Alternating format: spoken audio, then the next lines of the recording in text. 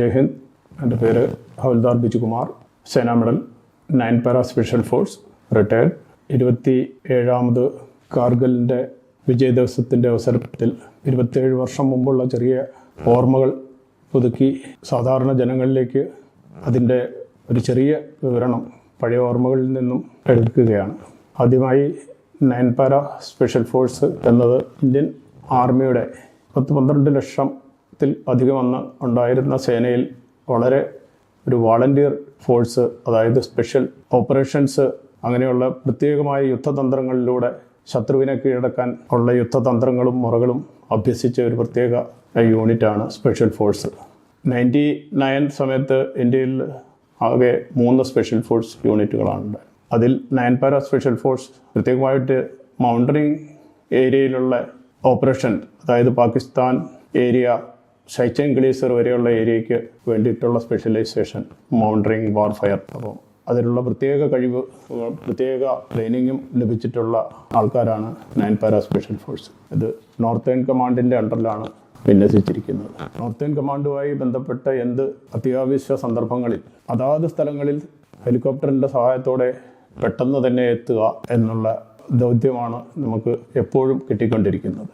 നമ്മുടെ unit special ഫോഴ്സായി 66-ൽ സ്ഥാപിച്ചതാണ്. അത് കഴിഞ്ഞ് മുന്നോട്ടുള്ള ഓപ്പ് മേഘ്ദൂത് ഓപ്പറേഷൻ, ഇൻഡോ പാക് വാറിൽ, അതുപോലെ തന്നെ ശ്രീലങ്ക, പിന്നെ ശ്രീലങ്കയിൽ നിന്ന് വന്ന 90 ഫെബ്രുവരിയിൽ തിരിച്ച് യൂണിറ്റ് ഇൻസർജൻസി ഓപ്പറേഷനിൽ ജമ്മു ആൻഡ് കാശ്മീരിൽ ഡിപ്ലോയ് ആണ്. ഞങ്ങളുടെ ജമ്മു ആൻഡ് കാശ്മീരിൽ തുടർന്നുള്ള 92 മുതലുള്ള യുദ്ധങ്ങളിൽ, അതായത് ഓപ്പറേഷൻ രക്ഷക് എന്ന പേരിൽ അറിയപ്പെട്ടിരുന്ന ഈ യുദ്ധം, അത് ഇൻസർജൻസി ഓപ്പറേഷൻ, ഉഗ്രവാദികൾ രാജ്യത്തിൻ്റെ നമ്മുടെ നോർത്തേൺ സെക്ടറിൽ ഉള്ള ലൈൻ ഓഫ് കൺട്രോളിൽ കൂടെ ഉള്ളിൽ കയറി അന്ന് തുടക്കത്തിൽ ഗ്രാമവാസികളുമായിട്ട് അവർ ഇതിലേർപ്പെടുകയും ഗ്രാമവാസികളെ പലരെയും കൊന്നൊടുക്കുകയും അങ്ങനെ സ്പെഷ്യൽ ഫോഴ്സിൻ്റെ സഹായത്തോടെ അതിനൊരു എൻകൗണ്ടർ തുടങ്ങുകയും പിന്നീട് അത് 92, 93 കാലഘട്ടങ്ങളിൽ വളരെ ദീർഘമായിട്ട്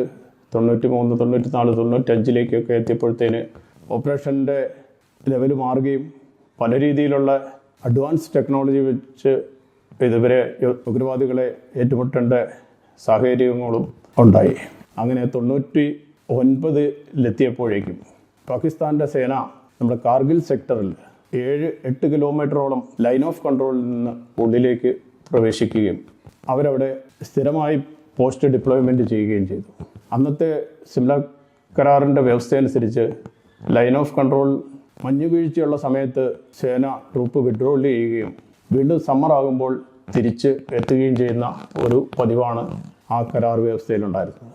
അതിന് വിപരീതമായി 99-ൽ മെയ് മാസത്തിൽ നമ്മുടെ പെട്രോളിംഗ് ആരംഭിച്ചപ്പോൾ ക്യാപ്റ്റൻ സൗരഭ് കാലിയ എന്ന ഒരു ക്യാപ്റ്റൻ്റെ നേതൃത്വത്തിലുള്ള 15-അംഗ സംഘത്തെ പാകിസ്ഥാൻ്റെ ട്രൂപ്പ് പിടിച്ചുവെക്കുകയും അതിക്രൂരമായി അവരെ തിരിച്ചുവിടാതെ പിടിച്ചുവെക്കുകയും ചെയ്തു. അത് പുറം ലോകം അറിഞ്ഞ് അന്നത്തെ മീഡിയ അങ്ങനെയുള്ള സംവിധാനങ്ങളൊന്നുമില്ല. ട്രൂപ്പ് പെട്രോളിംഗ് വീണ്ടും പോയ സമയത്ത് അവരാണ് പിന്നെ ഇതുപോലെയുള്ള സംഘങ്ങൾ പാകിസ്ഥാൻ നമ്മുടെ ഉള്ളിലേക്ക് കയറി ഇരിക്കുന്നതായി ഉള്ള വിവരം ലഭിക്കുകയും നമ്മുടെ ട്രൂപ്പ് സേനകൾ വിന്യാസം നടത്തുകയും, അപ്പോൾ അതിന് മുന്നോടിയായി ശത്രുവിൻ്റെ സ്ട്രെങ്ത് അത് ഐഡൻറ്റിഫിക്കേഷൻ ചെയ്യുന്നത് വളരെ അത്യന്താപേക്ഷിതമായി. അങ്ങനെ എയർ റെക്കി മറ്റു പല സംവിധാനങ്ങൾ ഉപയോഗിച്ച് ശത്രുവിൻ്റെ സ്ട്രെങ്ത്, അവരുടെ ഡിപ്ലോയ്മെൻറ്റ് ഇതെല്ലാം മനസ്സിലാക്കി നോർത്തേൺ കമാൻഡിലായിരുന്ന 9 പാരാ സ്പെഷ്യൽ ഫോഴ്സിൻ്റെ ടാക്സ് കിട്ടിയത് ഇത്രയും സേന പാകിസ്ഥാനിൽ നിന്നും ഇന്ത്യക്കുള്ളിൽ കയറി ഓപ്പറേഷൻ സജ്ജമായി നിൽക്കുന്നു എങ്കിൽ അവരുടെ മുന്നോട്ടുള്ള ബേസ് ക്യാമ്പ്, പാകിസ്ഥാൻ്റെ ബേസ് ക്യാമ്പിനെ അറ്റാക്ക് ചെയ്ത് നശിപ്പിക്കുക എന്നുള്ളതായിരുന്നു 9 പാരയുടെ മെയിൻ ടാക്സ്. അങ്ങനെ ജൂൺ 7 ഞങ്ങളുടെ ട്രൂപ്പ് മുന്നോട്ട് ഫോർവേഡ് ഏരിയയിലേക്ക് പോവുകയും അവിടെ നിന്ന് ഓപ്പറേഷൻ്റെ പ്ലാൻ ചെയ്യുകയും അപ്പോൾ ശത്രുവിൻ്റെ സ്ട്രെങ്ത്, അവരുടെ മൂവ്മെൻറ്റ്സ് ഇതെല്ലാം മനസ്സിലാക്കാനായി നമ്മുടെ പല ദിവസങ്ങളിലായി. അതുപോലെ തന്നെ നമുക്ക് ഇത്രയും ദിവസം 7 കിലോമീറ്റർ നമ്മുടെ ലൈൻ ഓഫ് കൺട്രോളിനുള്ളിലായി ഇവരുടെ മദർ ബേസ് എന്ന് പറഞ്ഞു കഴിഞ്ഞാൽ മലനിരകളുടെ ഉള്ളിൽ 4 വശത്തും 2 സൈഡും മലനിരകളാൽ ചുറ്റപ്പെട്ടിരിക്കുന്നതും 4 സൈഡും വളരെയധികം ഹൈ പീക്കോട് കൂടിയ എല്ലാ ടോപ്പിലുള്ള പോസ്റ്റുകളും ഇവർ പാകിസ്ഥാൻ ആർമി കൈവശപ്പെടുത്തിയിരിക്കുകയാണ്. നമുക്ക് സാധാരണഗതിയിൽ ഒരു കാരണവശാലും ഇവരുടെ കണ്ണ് വെട്ടിച്ച് പാകിസ്ഥാൻ പോസ്റ്റിനുള്ളിൽ കൂടെ കയറി ഇവരുടെ മദർ ബേസിലെത്തുക, അതായത് ഇവരുടെ സപ്ലൈ, അമ്യൂണിഷൻ, റേഷൻ ഇങ്ങനെയുള്ള എല്ലാ സംവിധാനങ്ങളും ഇവരുടെ ഫോർവേഡിലുള്ള പോസ്റ്റിലേക്ക് എത്തിച്ചുകൊണ്ടിരിക്കുന്ന പോസ്റ്റായിരുന്നു, ആ ഒരു ബേസ് ക്യാമ്പായിരുന്നു ഞങ്ങളുടെ ടാർഗറ്റ്. അതിനായി ഞങ്ങൾ ഏറ്റവും ചെറിയ സ്ക്വാഡ് മുതൽ പിന്നെ 5 പേരടങ്ങുന്ന സ്ക്വാഡ്, ബെഡി സ്ക്വാഡ്, ട്രൂപ്പ് ഈ ലെവലിലാണ് ഞങ്ങൾ വർക്ക് ചെയ്യുന്നത്. അപ്പം ഈ പാകിസ്ഥാനുള്ളിൽ കയറി ഇത്രയേറെ 7 കിലോമീറ്ററിനുള്ളിൽ ഒരു വലിയ ടീമിന് പോകാൻ ബുദ്ധിമുട്ടാണ്. അപ്പോൾ നമ്മുടെ ചെറിയ ടീമായിട്ട് 2 സ്ക്വാഡ് 10 പേരുടെ ചെറിയ ടീമുകളായി രാത്രി കാലങ്ങളിൽ വളരെ സൂക്ഷ്മമായി യാതൊരുവിധ ചലനങ്ങളുമില്ലാതെ ഓരോ ചെറിയ ചെറിയ ട്രൂപ്പായി 7 ദിവസം കൊണ്ട് പാകിസ്ഥാൻ്റെ ഉള്ളിൽ ബേസിനടുത്ത്, ഇവരുടെ മദർ ബേസിനടുത്തെത്തി. മദർ ബേസിൽ നിന്ന് ചെറിയ അകലം മാത്രം ഉള്ളപ്പോൾ നമ്മുടെ ഒരു ചെറിയ സ്ക്വാഡ്, അതായത് 80 പേരടങ്ങുന്ന ടീമായിരുന്നു ആദ്യം ഉണ്ടായിരുന്നത്. അതിലൊരു 40 പേരോളം ഉള്ളിൽ കടന്നു കഴിഞ്ഞു. ബാക്കി ടീം ചെറിയ ചെറിയ ട്രൂപ്പുകളായി, ചെറിയ സ്ക്വാഡുകളായി വന്നിട്ടേ ഇരുന്നു. ഇവരുടെ ടീം ജൂൺ 30 മദർ ബേസിൻ്റെ തൊട്ടടുത്ത് എത്തിയ സമയം അവരുടെ റെക്കി ടീം ഞങ്ങളെ ഐഡൻറ്റിഫൈ ചെയ്യുകയും അവരുടെ ഇൻഫർമേഷൻ ആകുകയും പാകിസ്ഥാൻ മോട്ടർ ഷെല്ലിങ് തുടരുകയും തുടർന്ന് പാകിസ്ഥാൻ ആർട്ടിലറി ഷെൽ ചെയ്യുകയും ചെയ്തു. പാകിസ്ഥാൻ ആർട്ടിലറിയുടെ ഷെല്ല് കാരണം നമ്മുടെ മുന്നോട്ടുള്ള മൂവ്മെൻറ്റ് അവർ ഹോൾഡ് ചെയ്യുകയും പാകിസ്ഥാൻ്റെ മോട്ടോർ ഷെല്ലിങ് അവരുടെ മലനിരകൾക്ക് മുകളിൽ നിന്ന് താഴേക്ക് വരികയും അതികഠിനമായ ഷെല്ലിങ്ങിൽ നമ്മുടെ ആർട്ടി നമുക്ക് സപ്പോർട്ടിന് വേണ്ടി എന്തെങ്കിലും ഇതുപോലെ വിഷമ സന്ദർഭങ്ങളിലുണ്ടെങ്കിൽ ഇന്ത്യൻ ആർട്ടിലറി നമ്മുടെ സപ്പോർട്ടിന് വേണ്ടി പിന്നിൽ നിന്നും നമുക്ക് സപ്പോർട്ട് ഫയർ തന്നു. ഈ 2 ഭാഗത്തെ ആർട്ടിലറി ഫയറും ഒരേ സമയം യാതൊരു വിധത്തിലുള്ള കൺട്രോളും കിട്ടാതെ ആ സന്ദർഭത്തിൽ നമ്മൾ ഈ ഉള്ളിൽ ഐഡൻറ്റിഫൈ ചെയ്തു.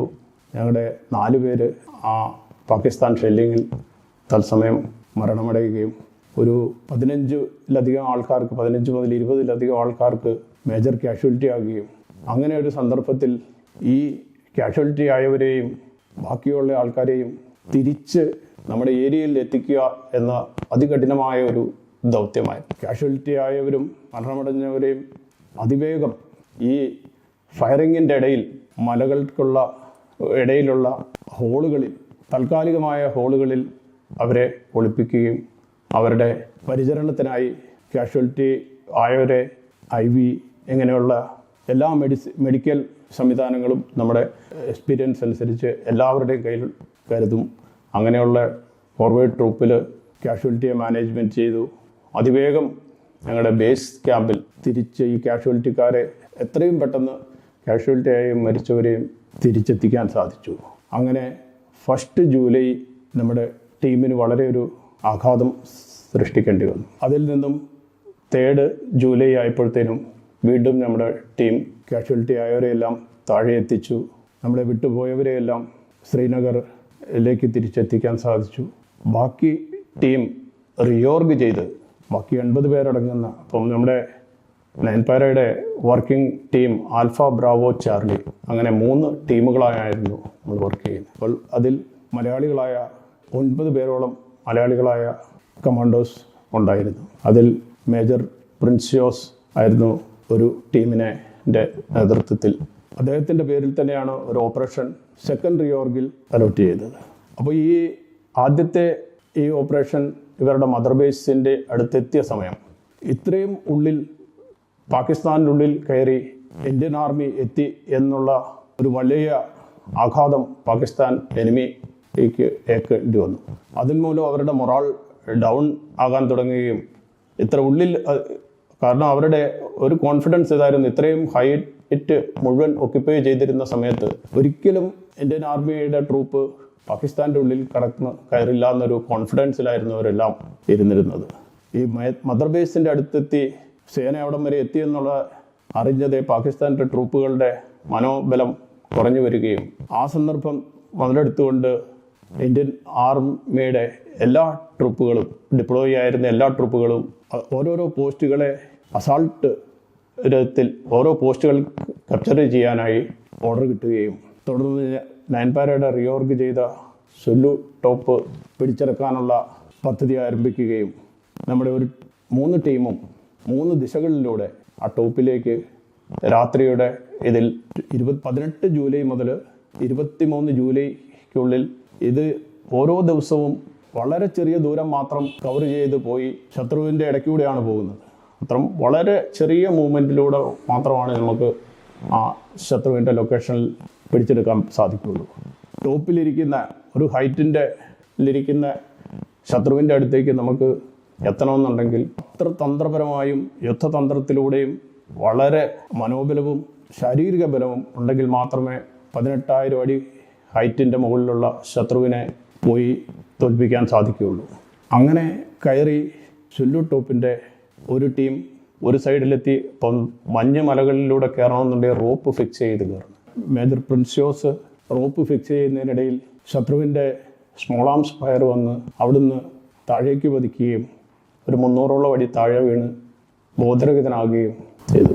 അരമണിക്കൂറിനുള്ളിൽ വീണ്ടും അദ്ദേഹത്തിൻ്റെ ബെഡ്ഡി, അപ്പോൾ നമ്മൾ ബെഡ്ഡി പേരിലാണ് വർക്ക് ചെയ്യുന്നത്, ബെഡ്ഡി അദ്ദേഹത്തിൻ്റെ ഒപ്പം താഴെ എത്തുകയും വീണ്ടും അദ്ദേഹത്തെ ഉണർത്തി വീണ്ടും അദ്ദേഹത്തെ ഓപ്പറേഷൻ വീണ്ടും കയറി വരികയും വീണ്ടും ആ ട്രൂപ്പിൻ്റെ കൂടെ വർക്ക് ചെയ്യുകയും അദ്ദേഹം ആ ടോപ്പ് പിടിച്ചെടുക്കാൻ വേണ്ടിയുള്ള എല്ലാ ഇതും 25-ന് രാത്രിയിൽ ലാസ്റ്റ് മൂവ്മെൻറ്റ് 25 ജൂലൈക്ക് ആ ടോപ്പ് പിടിച്ചെടുക്കുന്നതിനിടയിൽ ഞങ്ങളുടെ ഒരു 2 കമാൻഡോകൾ വേർവിട്ട് പോയി. വീണ്ടും ബാക്കിയുള്ള ടീം എല്ലാം അതിനിടയിൽ തന്നെ ഫൈറ്റിംഗ് നടത്തി ആ ടോപ്പ് 26-ന് രാത്രിയിൽ നമ്മൾ പിടിച്ചടക്കി. ഈ ടോപ്പ് പിടിച്ചെടുത്ത വിവരം അറിഞ്ഞതേ മറ്റുള്ള പോസ്റ്റുകളും ഒന്നൊന്നായി വീഴാൻ തുടങ്ങി. അങ്ങനെയാണ് 26-ന് പരിപൂർണമായി ഇന്ത്യയുടെ എല്ലാ ഹൈറ്റുകളിൽ നിന്നും പാകിസ്ഥാൻ സേനയെ തുരത്തി ഓടിക്കുകയും വധിക്കുകയും ബാക്കിയുള്ളവരെ ക്യാപ്ചർ ചെയ്യുകയും ചെയ്ത് പാകിസ്ഥാൻ സേനയെ പരിപൂർണമായി 26-ഓടുകൂടി ഇന്ത്യൻ മണ്ണിൽ നിന്നും തുരത്തുവാൻ സാധിച്ചു. വളരെ ത്യാഗത്തിൻ്റെയും ബലിദാൻ്റെയും ഒരു ദിവസമായിരുന്നു.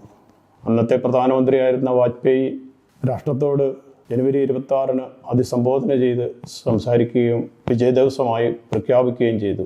അതിൻ്റെ ഓർമ്മ ഇന്നും അതിഗംഭീരമായി തന്നെ ഓരോ വർഷവും എല്ലാവിധത്തിലും വളരെയധികം ആർജവത്തോടു കൂടിയാണ് ഇന്നും അതിൻ്റെ സ്മരണ ഇന്ത്യ മുഴുവൻ സ്മരിക്കുന്നത്. ഈ അവസരത്തിൽ ഹരിപ്പാടിനടുത്ത് ചേപ്പാട് സ്വദേശി കാർഗിലിൽ ജൂലൈ 1-ാം തീയതി ഞങ്ങളെ വിട്ടുപോയതായിരുന്നു.